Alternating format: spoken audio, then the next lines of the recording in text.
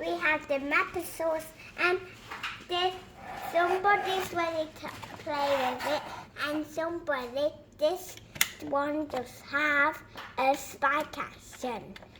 And if you push it down, and this one also can do that.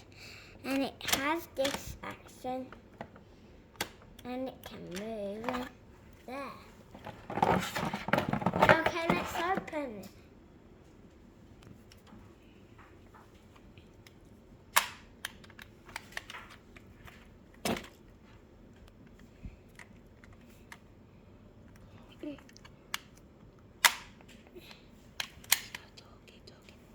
Okay, and it can, when it has spikes on it, but it can move its head like this.